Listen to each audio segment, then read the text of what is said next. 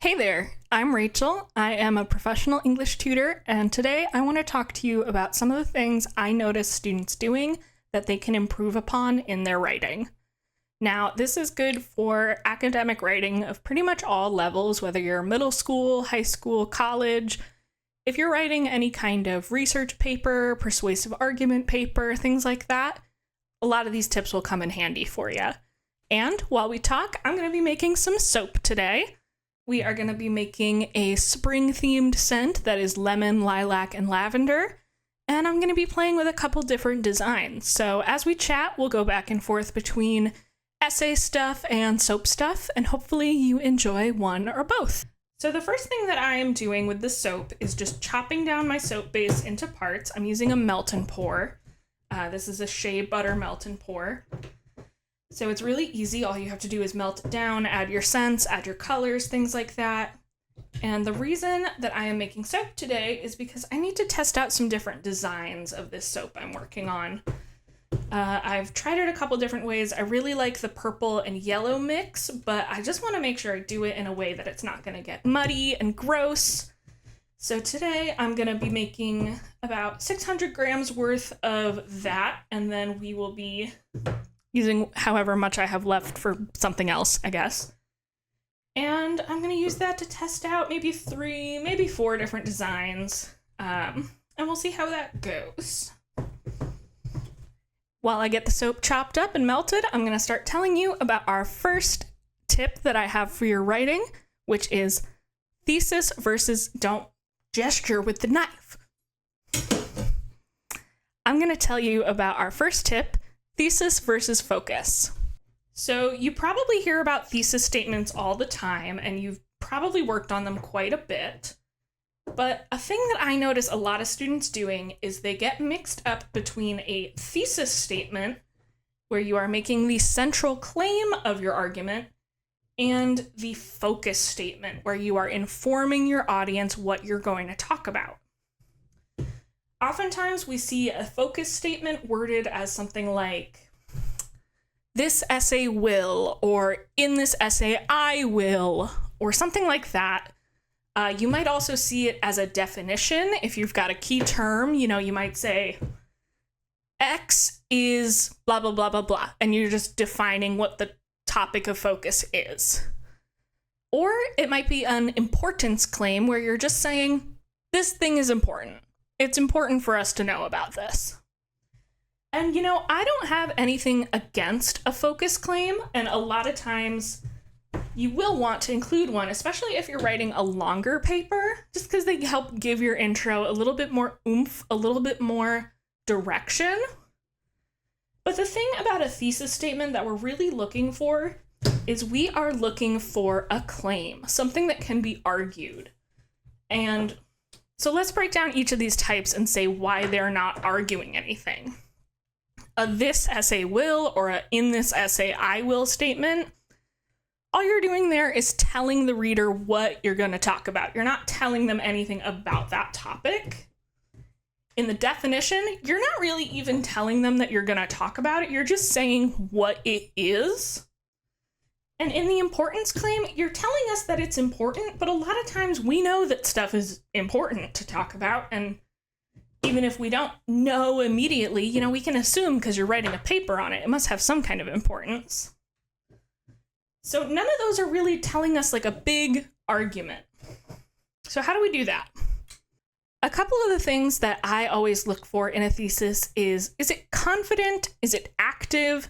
Is it concise? So we're looking for a statement that is clear and upfront, and it's active, and it's telling us something important, and it's putting us kind of right in the middle of a situation. So there's a difference between a focus statement like, this essay will prove that climate change is happening. In that case, it's not very active. We're looking at climate change from a distance of, it's happening over there, versus a thesis statement like, climate change is happening. That puts us much more in the focus of it, and it really centers climate change as the subject and not the object of the sentence.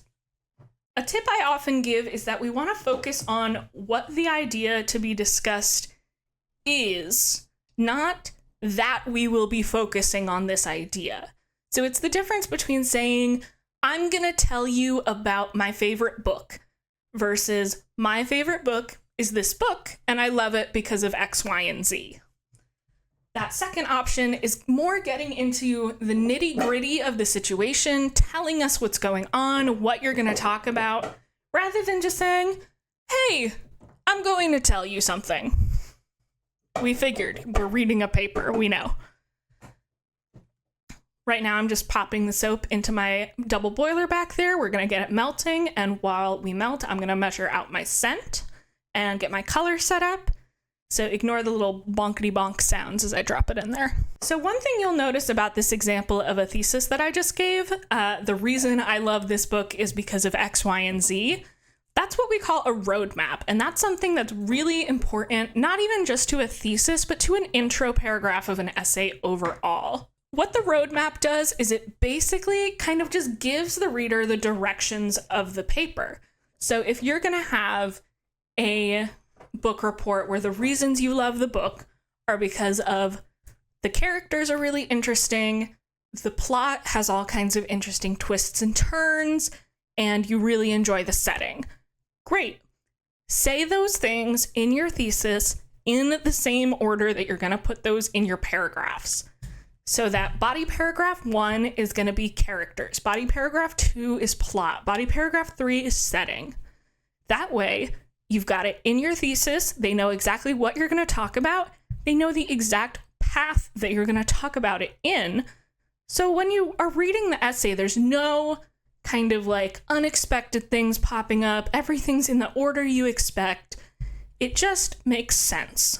I like to think of a thesis as kind of like a guiding line for the essay. If anyone ever gets lost in your essay, they can go back to the thesis and say, oh, okay, we already covered this topic, which means we're on the next topic of these 3 subpoints. And their argument is gonna, in this section, is going to kind of tie back to this main point. I know we're going to this main point. And I just find it really helpful. You know, it lets me know what to expect, especially as a tutor when I'm looking through a student's essay.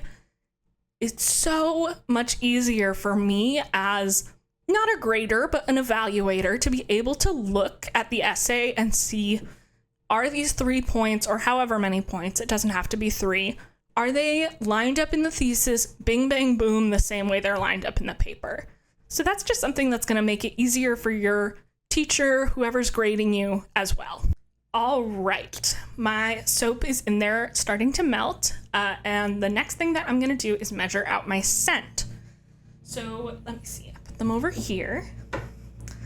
Because I am making 600 grams total of soap, I'm going to be measuring out 18 grams of fragrance. So that's going to equal about 3% of the total weight, or 3% relative to the weight of the soap, I should say. I have to be specific because my partner and editor is a lab technician and is always on me about the scientifics of my soap. Doing the experiments, recording the data, being consistent. So, relative to the weight of the soap. Michael, you're welcome.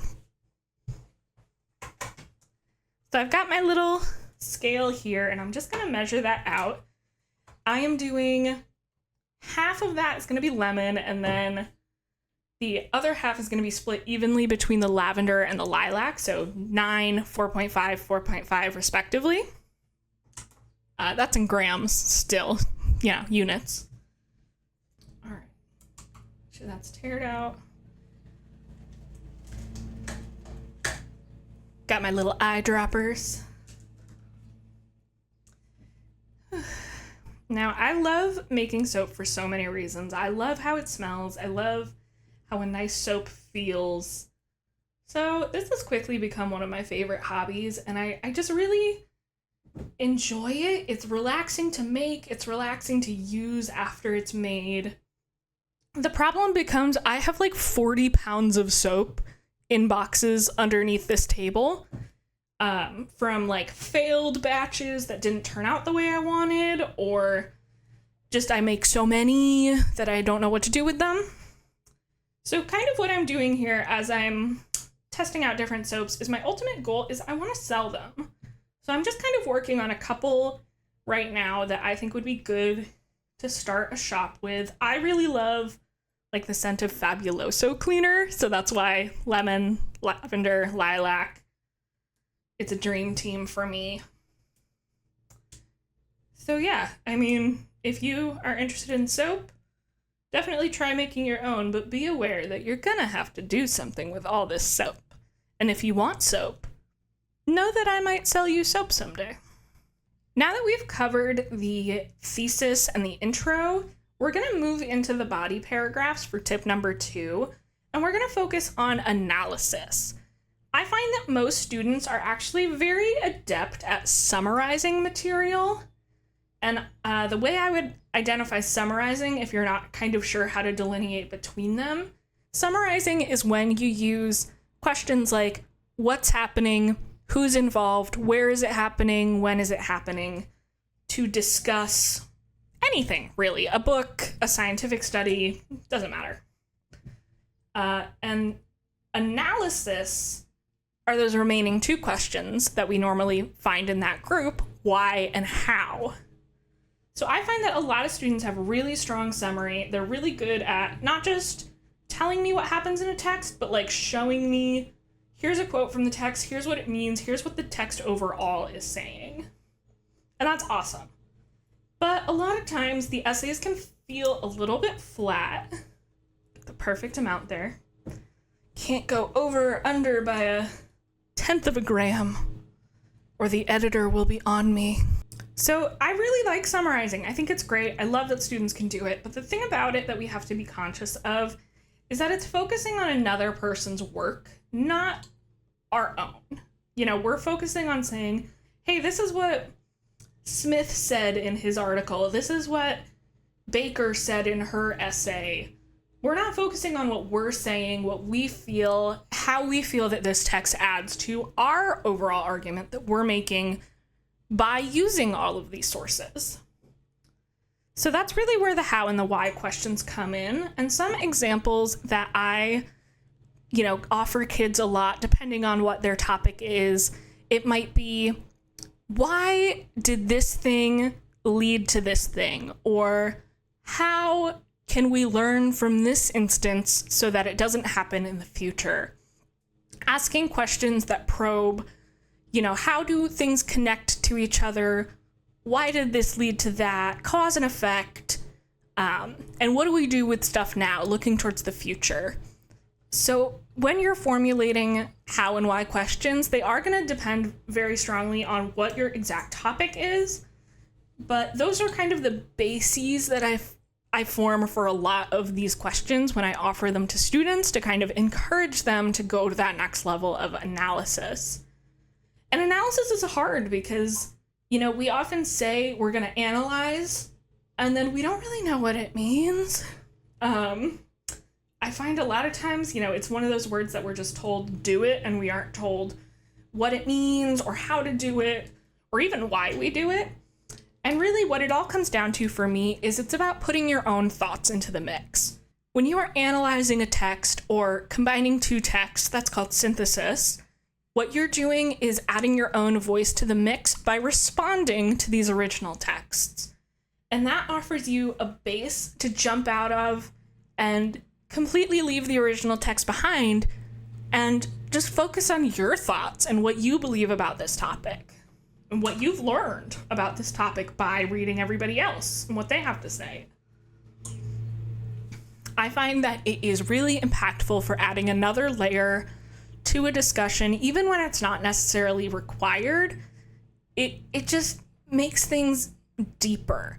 And when it is required, you don't want to get dinged for not analyzing just because you don't really know what's being asked for when someone says to do that. What it is you're thinking on a deeper level, you're adding your thoughts to the mix, you're asking important questions about how things function, why things function, where do we go from here? All important stuff that you don't just get from asking who, what, where, and when. I almost just had a heart attack because I reset the weight each time that I was measuring out each different scent so that I wouldn't have to do math in my brain. And then I just teared it back out to make sure the total was right. And I was like, why is it 70 grams? It's supposed to be 18 grams. It's because of the jar. It's like 50 grams.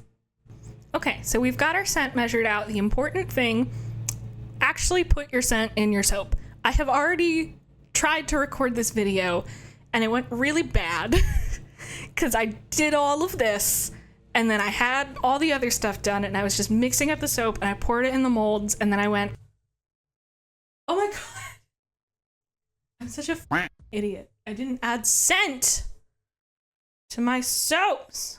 Oh, they're not gonna mix. I'm a fool. I didn't put the scent in the soap. It's not the first time that's happened to me. I was distracted. I've never done this kind of, talking and crafting kind of thing at the same time before. It was a learning curve. Turned out really bad. I didn't cry. I had to remember, but I didn't. And now I'm doing it again. So, try and try again. Bonus tip. The next thing I'm going to do for my soap is I am going to mix up the color so that when we pour the soap in, we have the color already in there and it's going to mix really, really well. The key ingredient to that is rubbing alcohol. The reason we use this when we add our color is because color typically will come in these little packets, like these are mica powder. And if you don't include rubbing alcohol, they're going to be so clumpy. They are never, ever, ever going to mix perfectly in your soap. You're going to get weird streaks. And maybe you want that. Maybe you think that's a cool look. I think it's a cool look sometimes. But for this soap, I do not want that. So, rubbing alcohol. And there's no real set amount that I put in. I just kind of eyeball it. 3 squeezes of my little bottle is normally enough. And now to measure out my color, I've got my fun little spoons. And I've got my mica. I'm going to use purple and the yellow. I'll use this white because I got it out. That was for a different soap.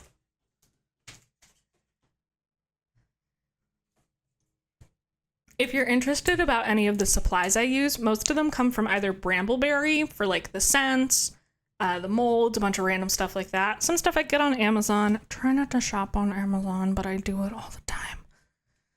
And then the micas come from Mad Micas, which is excellent. I love them.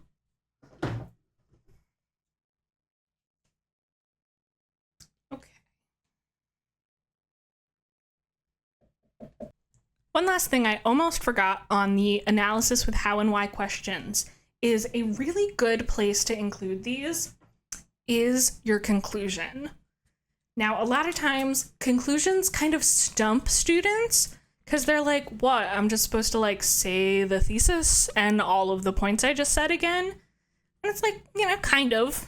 I feel like they're most effective when used for a longer work because then they really serve the purpose of, hey, I'm reminding you of the key things so that when you leave this paper, you don't have to remember 3 pages of information. You just have to remember like 5 sentences. That's great. They can sometimes feel a little bit redundant when you're working with a shorter piece. I don't know, man. You just got to practice doing them. It's part of learning to write.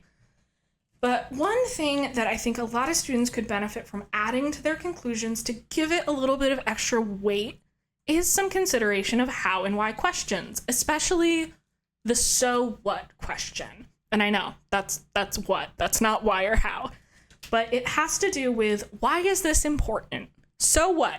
Why are we talking about this? Who cares?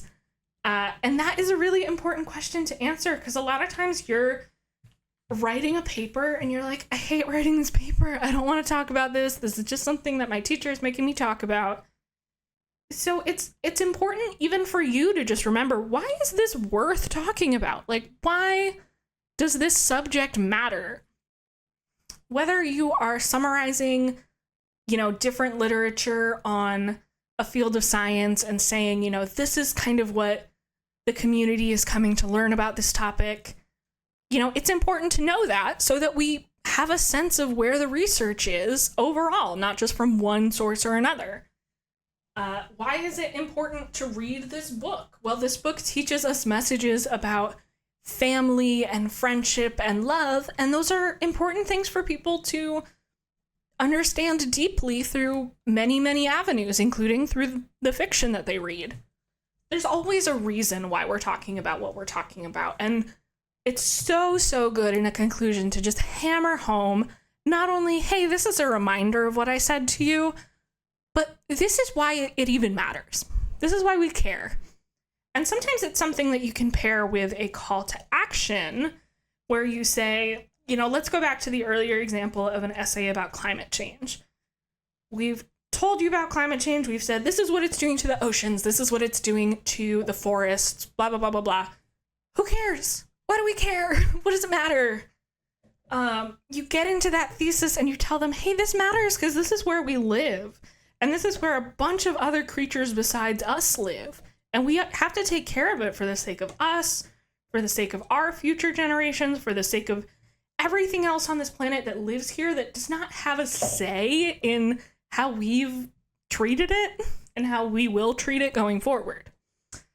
And it can be really powerful to remind your reader and even yourself as an author, what's the point?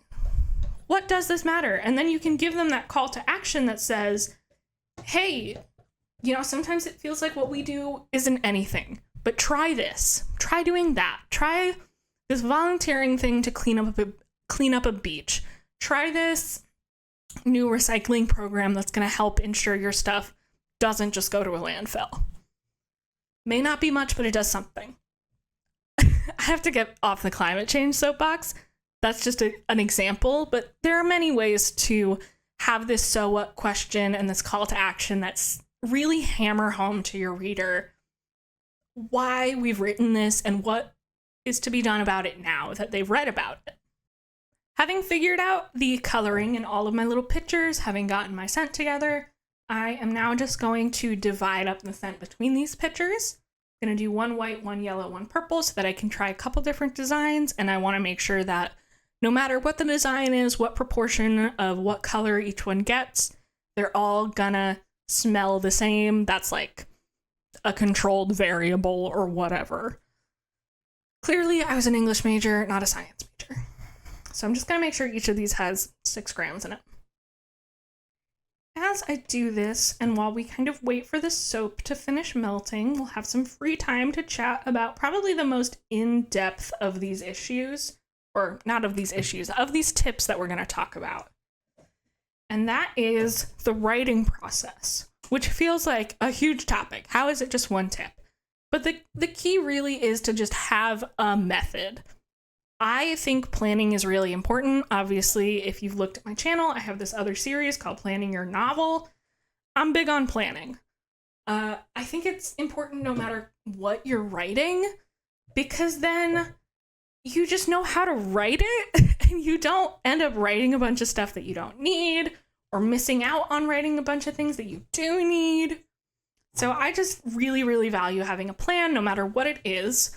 And a trouble that I often see when students are, coming into a revision session and they have written without a plan is they have a lot of ideas and a lot of work, but there is no structure to it. There is no maybe it's in paragraphs, maybe it's not. If it's in paragraphs, there's not really any order or reason to why things are grouped together. The flow from topic to topic doesn't really make sense. And it's sort of like you're coming into a revision and finding out a bunch of steps you need to go back and do that you should have already done, and you would have made your life easier to this point. So like what? The first thing, I love an outline. I love an outline. And why do I love an outline? Because it tells you what you're gonna write, and then you only write that, and then you don't go back later and be like, I have to cut out a paragraph and a half of nonsense that I put my heart and soul into, but it doesn't matter. Alternatively, you don't get to the revision stage and say, I have to write 4 more paragraphs because nothing I wrote mattered. How horrible is that feeling? So don't feel it, write with an outline so that you know what you have to write first. I find that it helps me get a full scope of each idea in play from the beginning. I can outline what sources I'm going to use, what responses I have to the sources, how it connects to other sources, just kind of in little bullet points. And then it lets me know kind of everything I'm going to end up saying. And I find that it makes drafting a lot easier, because if you're bullet pointing, even to any degree, you're giving yourself stuff that all you have to do is turn it into a sentence. And the more things you can just take from a bullet point and turn into a sentence, the easier your drafting is going to be. So you're working on a paragraph. You want to know exactly what you need for that paragraph. I'm going to tell you the 5 bullet points that I would always have if you're trying to just completely bullet point it out so that you don't have any new ideas to fill in later unless you want to. That is topic sentence. Let us know what the paragraph is going to be about completely. Give us a full scope of what the paragraph is going to be about. Evidence. That is your source material. If it's a quote, if it's a paraphrase, whatever it is. Then you have your discussion, which is where you summarize, discuss, tell us what the source says. Then it's analysis. That is when you do those how and why questions. You get into your own ideas. You combine other sources with each other. Lastly, you have the tie. You tie it all back. You say, okay, this is what we've kind of covered in this. How does this relate to the main point? If I'm writing that book report and I've spent time introducing the characters in a topic sentence and then given a quote showing off the characters, discussing what's happening in that quote, discussing why I like the characters, this tie is then going to tell us, okay, why does this contribute to my overall love of the book? And in that, you've kind of fully gone through a point.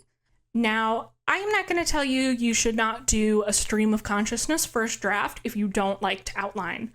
That's fine. I do it sometimes too. It's not my typical thing. It does sometimes happen. And it can be very good if you just don't know where to start looking at an empty outline. Just start writing. Just start putting ideas down. The thing that you do next, though, is not think of it as I'm going on to revisions. Think of it as I'm going back to outline. I'm going to make a reverse outline. And this is admittedly, I think, harder than making an outline and then drafting, but if you want to draft and then outline, you can do it. The way that I suggest doing it is you go sentence by sentence, you read your essay, and you sort them. You say, okay, all of these sentences have to do with this idea, all of these sentences have to do with this idea, and you just kind of tease them apart. Obviously, this is easiest if you do it online in a word processor. If you're doing it on paper, I might highlight all your sentences different colors so that okay, the blue ones are all going to go in one paragraph. The yellow ones are all going to go in one paragraph. Either works. And then you go into that jumble of sentences that are all arranged by topic, and you start ordering them according to those points of the paragraph. The topic sentence, the evidence, the discussion, the analysis, the tie. And you might notice here, this is a sad part, you might be like, oh, I didn't include any analysis here.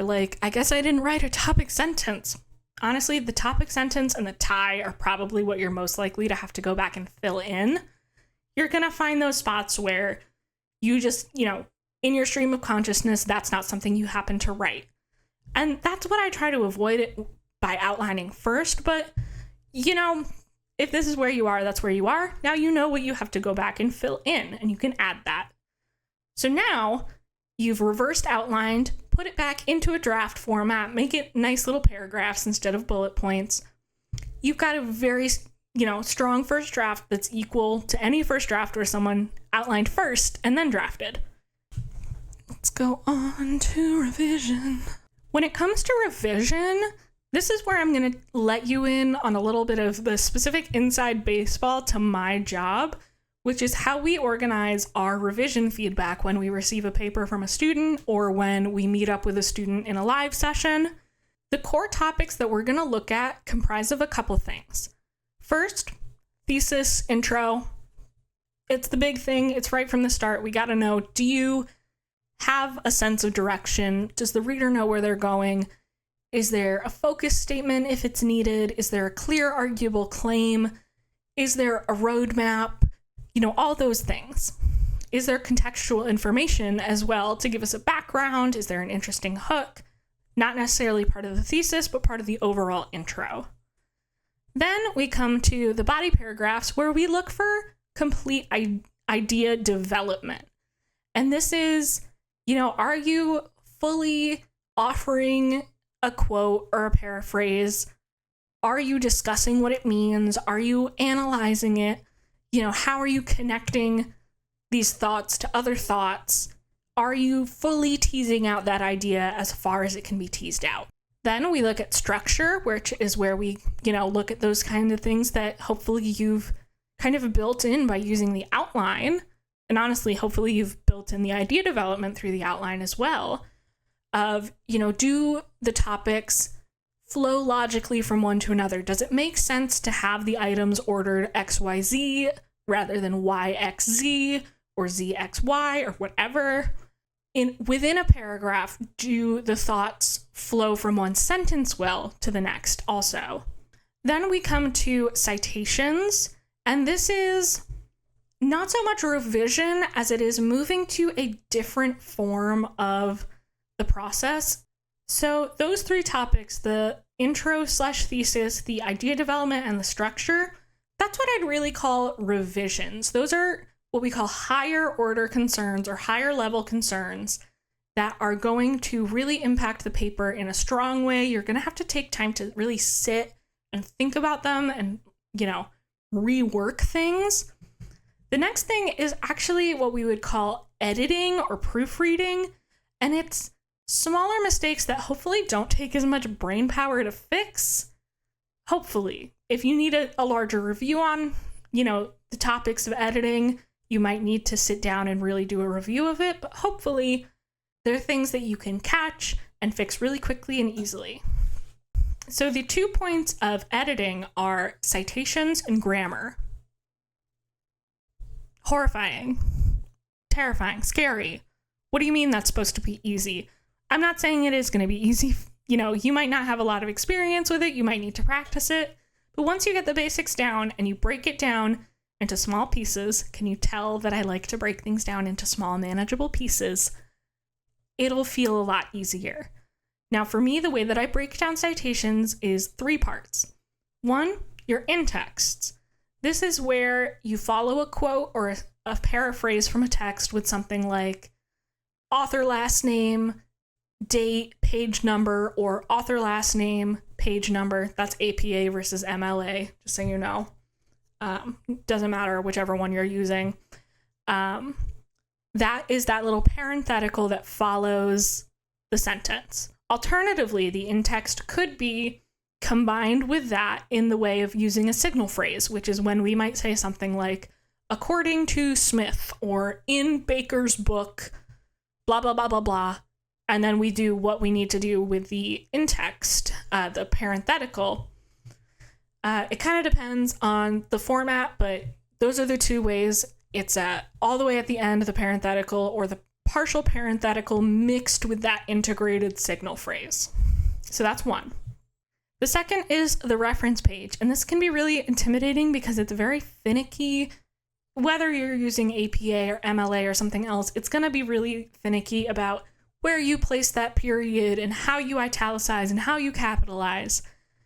The key thing for me to remember is that I just need 4 things. I need the author's last name, the date of publication, the title either in italics or quotes, depending if it's long or short, and I need to have the publisher.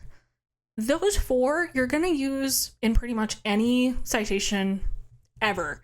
And then it's just a matter of, okay, if this is an article on a website, then add the link. If this is from a journal, you add the journal name for the publisher and you include things like volume and edition numbers. So it's all about kind of taking that basic little formula, those 4 pieces, and then just like fitting in whatever extra puzzle pieces you need for that specific source. And the last element for the citations is the overall layout. This might be a title page or just a header.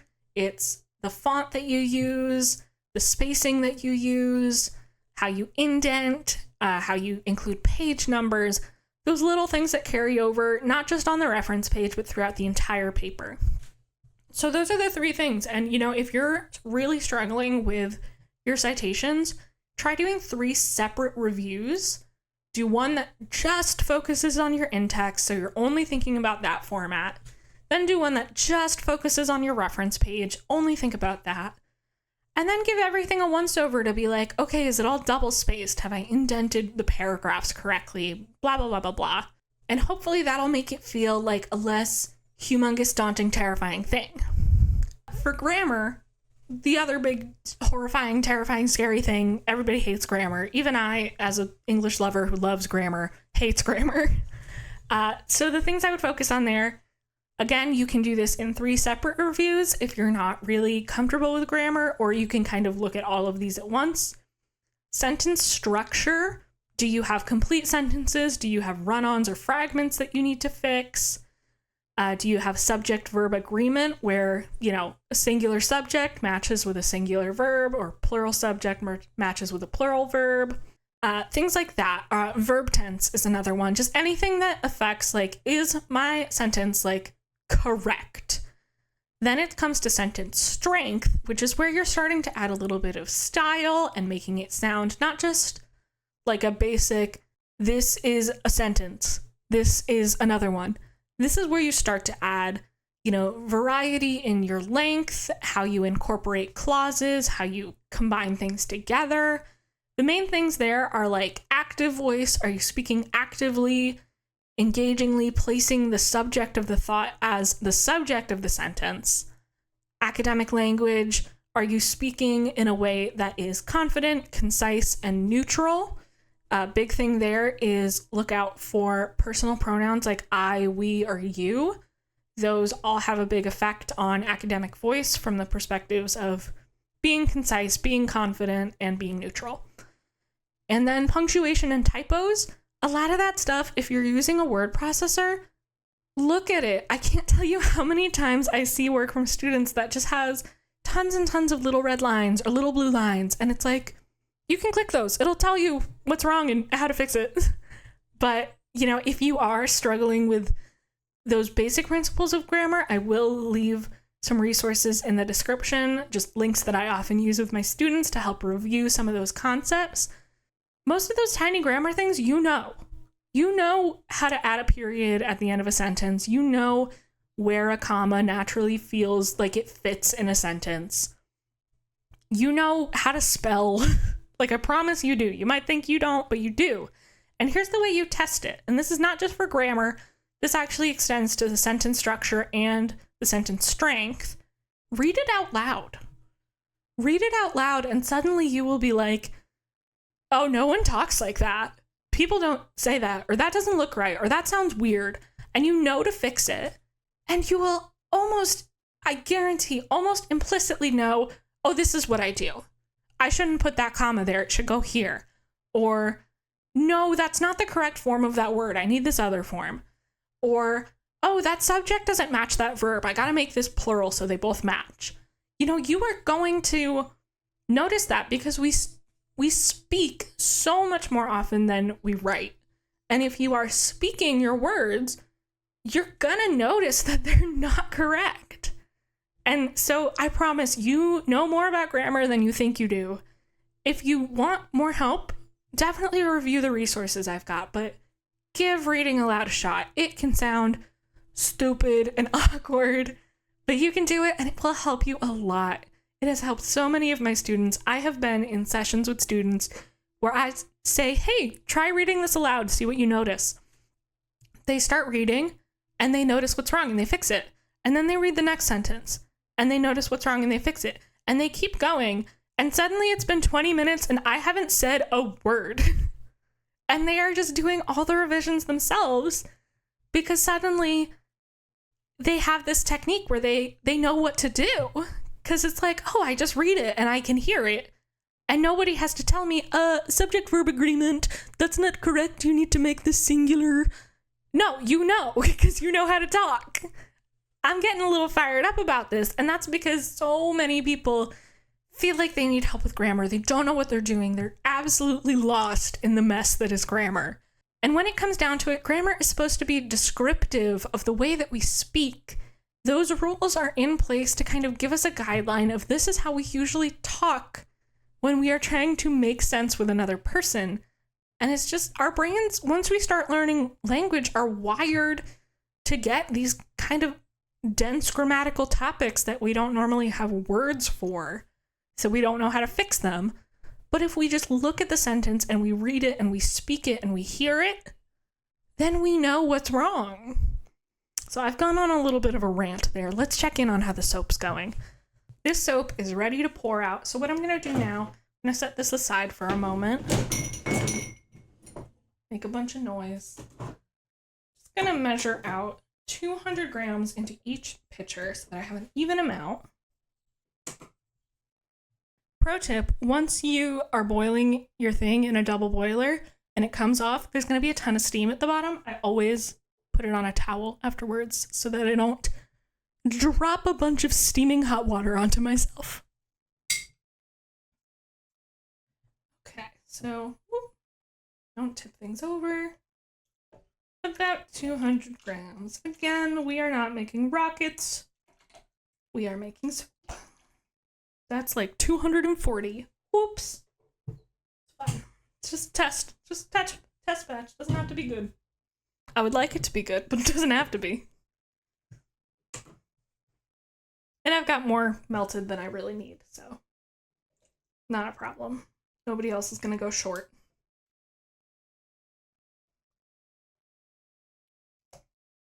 Yeah, okay. That's actually more like a correct amount.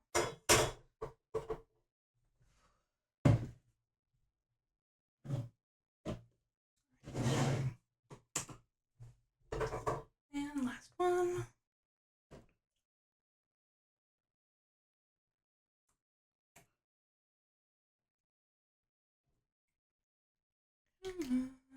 Okay. And I've got a little bit left over. I'll use that later.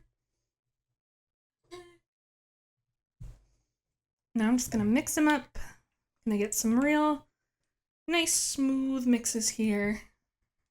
Oh, they already smell really, really good. I'm sorry if I bumped the mic, but I just had to. They smell so good.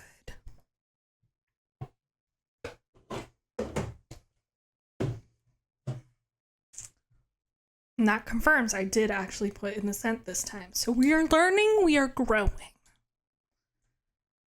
It's a nice, pretty yellow color. I don't want to pour it trying to show you what it looks like, but it's very pretty. These micas have a very slight sparkle to them, which I really love. And there are some that have like a lot of sparkle in them, which is great. All depends on exactly how I want each one to look, whether I want it to be like very sparkly or just be a little sparkly because it's mica. And it just is.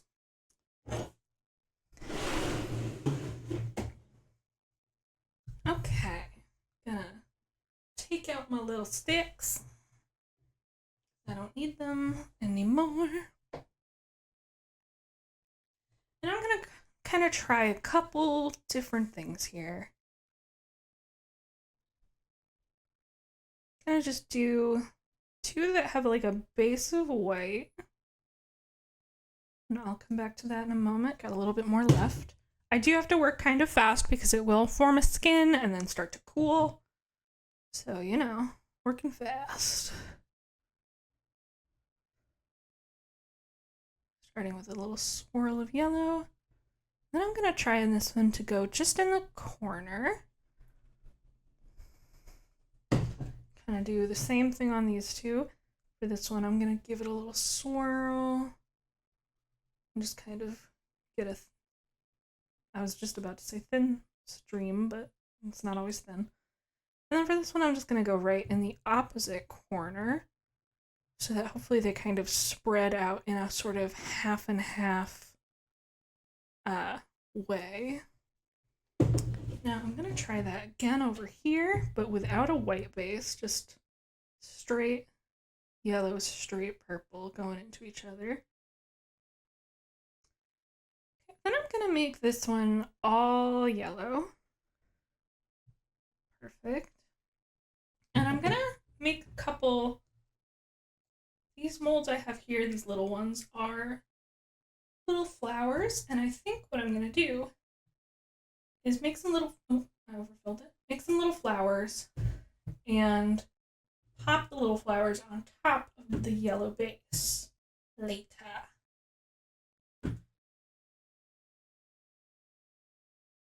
Oh god.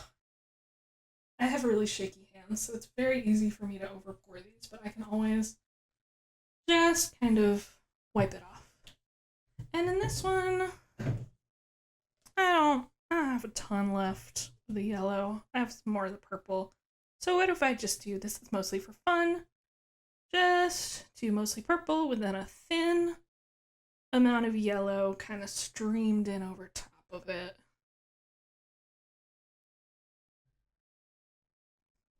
Okay. And then I still have some white, so maybe I'll do like a half white, half purple just for fun.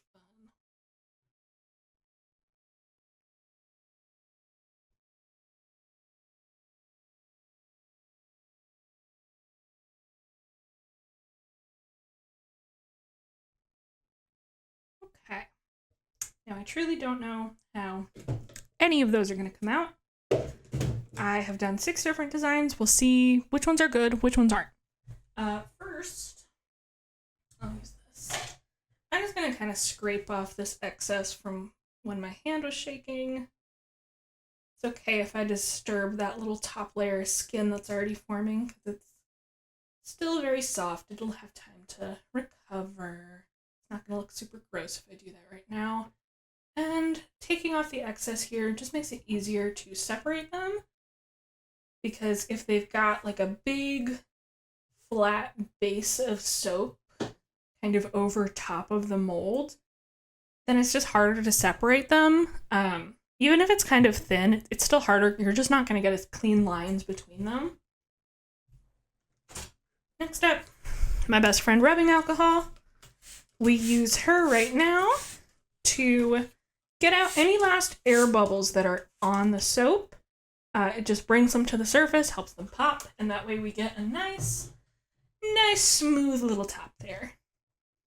So what I'm actually going to do now is just set that aside, because that was my main goal for the day. And now, here we go. I have some more soap.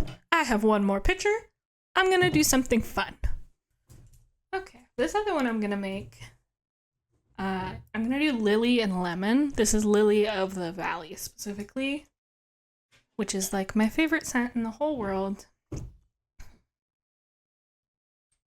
It's a very subtle scent, so it's kind of doesn't always come through. So I will just make sure that whatever proportion I do, it will be nice and strong. Let's see.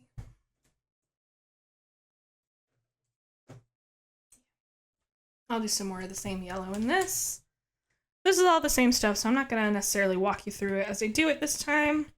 Same stuff, just getting the color in, getting that rubbing alcohol in with it, measuring out the amount of scent that I want compared to the amount of soap that I've got, which I don't fully know, but now I'm just testing around for fun, so it doesn't have to be quite as precise.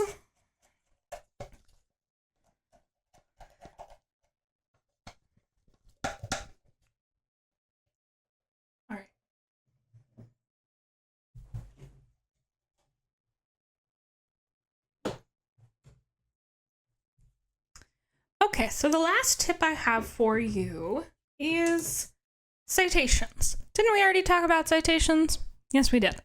This is going to be more about referencing in general and practicing good research habits. So it's not just about, okay, do I have parentheses, last name, comma, year of publication, and parentheses, period. You know, it's not about that. This is about how do we make sure that as researchers, we are good researchers, that we are acting in an academically honest and fair way. Number one, I get it. It is so easy to Google stuff and like not even think about where that information comes from. You know, I do my own research projects, and I so often find myself Googling like, okay, I'm writing a script right now about a movie, and I want to know, how is this movie received when it came out? Like, did people like it? And I go online and I look and it says, oh yeah, people loved it. Like, thank you, Google summary panel at the top of the page. Great. And then I exit out of the tab, and then I come back 2 minutes later and I'm like, how do I know that's true? Who said that?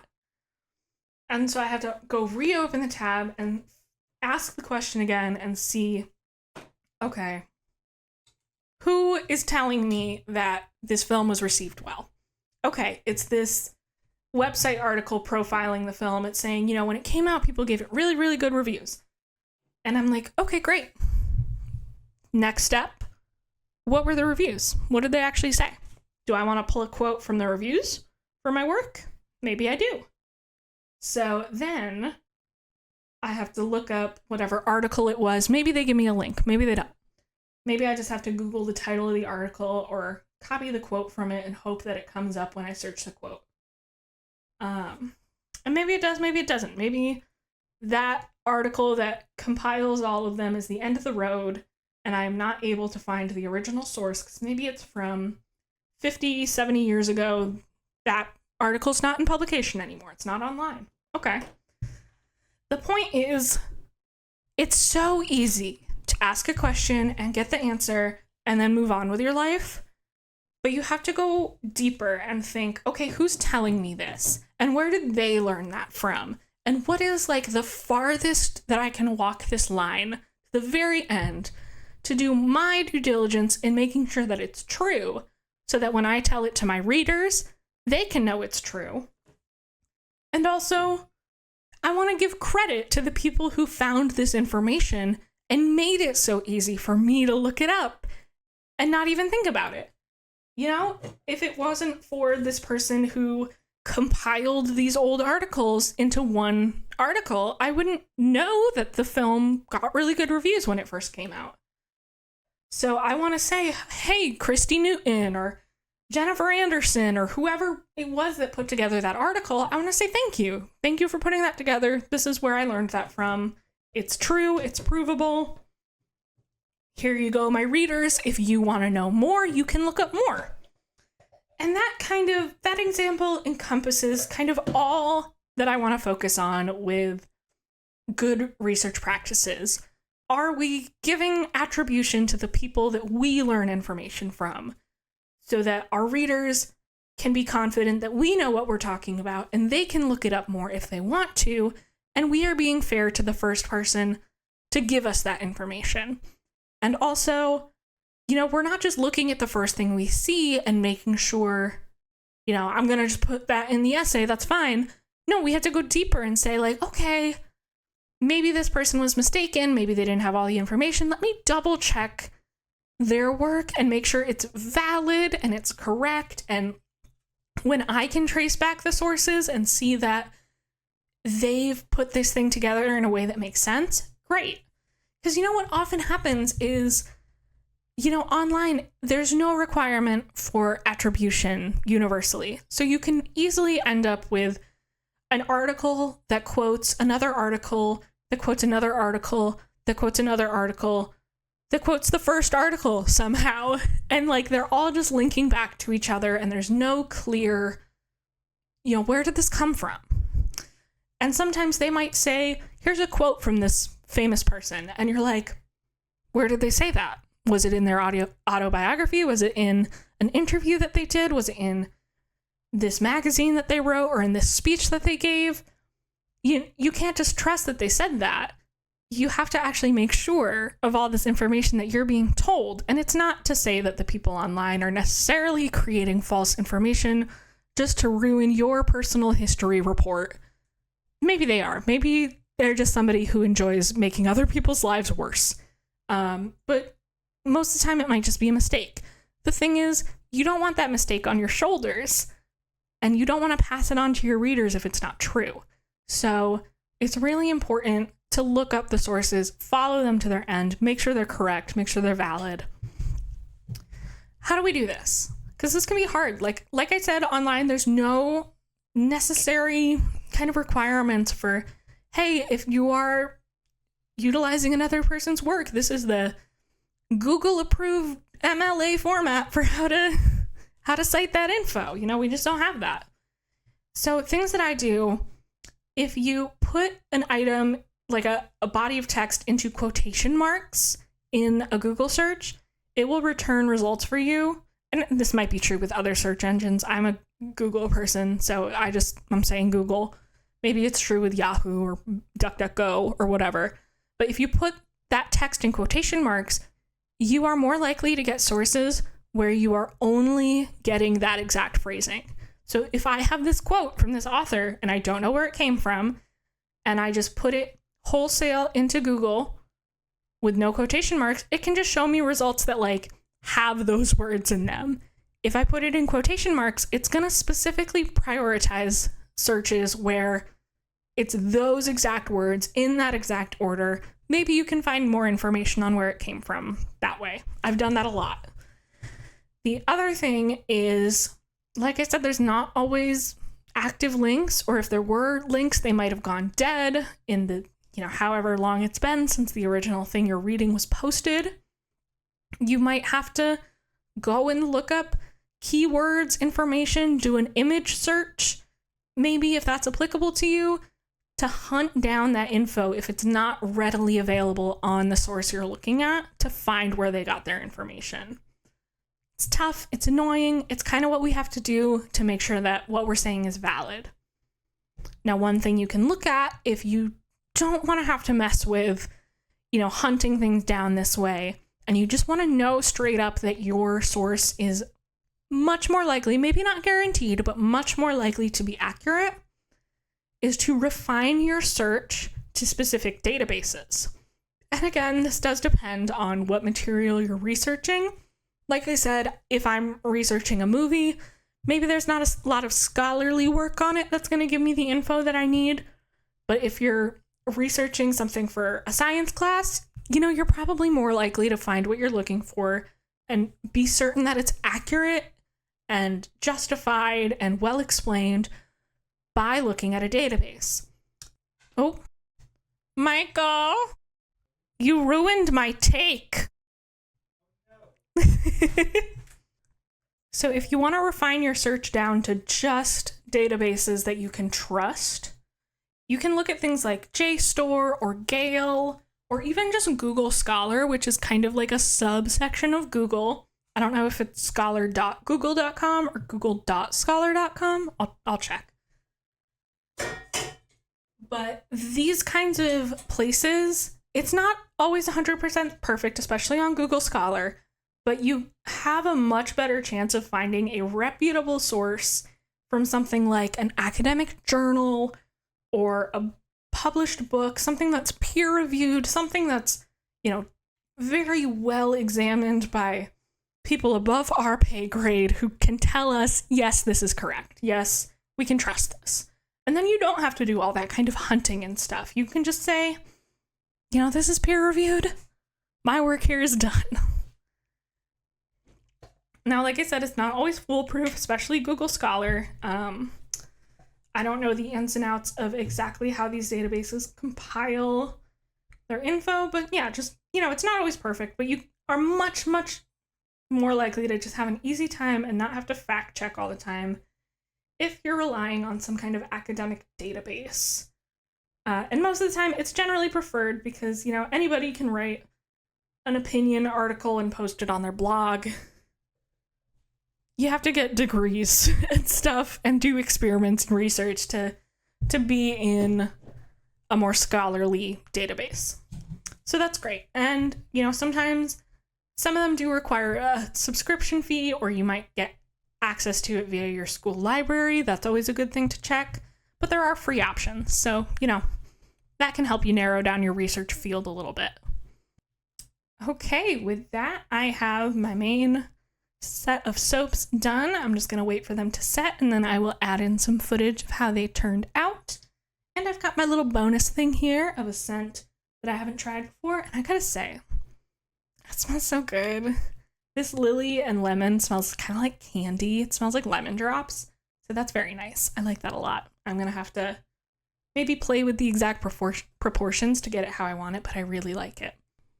Okay, so these are the finished soaps. Let's take a look at what each one looks like. This is the white base, obviously, and the purple and yellow are streamed throughout kind of randomly. And as you can see, there's more of a purple focus, though you can see some little spots of yellow like here, but it just didn't really turn out super colorful, especially on the other sides. So I don't love it, but it's also not the worst. Similarly, this is kind of the same. This is the one where I put the purple and the yellow in specific corners. And again, the purple just kind of went all over the place, but the yellow only really went in this corner. It didn't spread out at all, so, you know, doesn't look much better on the back. Don't love that one either. This is the purple and yellow from the corners, but with no white base. And again, the purple is the really prominent one, but we do get more yellow, so it almost leads me to think that maybe a half and half with like a layer of yellow that we then let set and do some purple on top might work better. I don't know. This is probably my favorite. Obviously, this is the yellow with the purple flowers that I did. Another option with this would be to make the base purple and the flowers yellow. And as a note on the design, obviously the surface is not very nice and clean. That's just because I was making the flowers at the same time as the soap bars, so I had to wait to let these set and then kind of put them in the already half set soap. So normally if I went with this design, I would make the flowers in advance and then have them ready to go when the soap first gets poured in, so I can only let them set very minimally before popping that in there. And then we'd still get a nice smooth surface. But yeah, I think this one looks really nice. Obviously, the colors are very defined. Over here is the white in one corner, purple in another corner, and I think this did better than the yellow in having that very clear division between them. But I just kind of miss the yellow. I really like the yellow. And then this is purple with just little streaks of yellow in it. I've done other soaps where I do little streaks of a color in another color. I can actually grab one right here. And obviously in this one you can see the other color a lot better, and they mix just a lot better. So maybe it's just something about purple and yellow, or maybe these specific shades. The yellow is very light. I would probably want to go for a more intense yellow. So maybe that's part of it as well, is if I had tried it with maybe 2 scoops of yellow instead of 1, that might have made a big difference, but it is what it is. And then lastly, did the same design as the other one, but this is the lily and lemon drop. Yeah, lily and lemon base, and then I just threw some extra flowers on there because why not?